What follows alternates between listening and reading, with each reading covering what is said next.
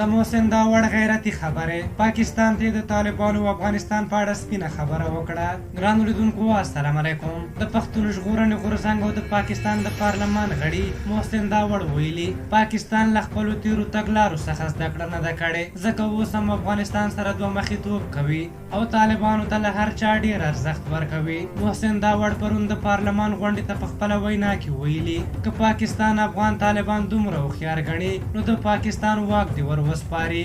داوړ وروسته له هغې دا څرګندونې کړې چې د پاکستان ولسمشر عارف علوي افغانستان کې روانه جګړه د ځان ته زیان وبلله. عارف علوي پر خپل ټویټر لیکلي وو پاکستان لپاره د کورونا وایرس سره سم دویم ستر خطر افغانستان کې نامني ده. هیله ده چې افغان طالبانو زموږ هیوادوالو ته امن نصیب شي.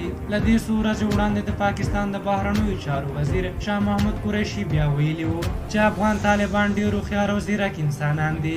قریشي دا څرګندونې په افغانستان کې د چارواکو سیاسونو عوامو افغانانو له ګڼو غبرګونونو سره مخ شوې. په هر حال دا لومړی ځل نه دی چې محسن داوړ د افغان ولس او حکومت په ملاتړ د پارلمان له مایک څخه د پاکستاني چارواکو د بې بنسټه او بې واکه څرګندونو په خلاف غږ پورته کوي، بلکې له دې وړاندې هم د هر هغه پاکستاني چارواکي خبرې غندلې چې افغانستان کې د جګړې او یا هم د طالبانو په ملاتړ کړي دي. په هر حال تاسو د محسن داوړ د دغه خبرو په اړه څه نظر لرئ؟ خپل نظرونه مو راته په کومنټ کې ولیکئ. که زموږ ویډیو مو خوښه شوې وي ضرور لایک کړئ. زه بیا ستاسو شکر ته راځم. پرې او بخښونکي خدای مو سپارم. د الله په امان.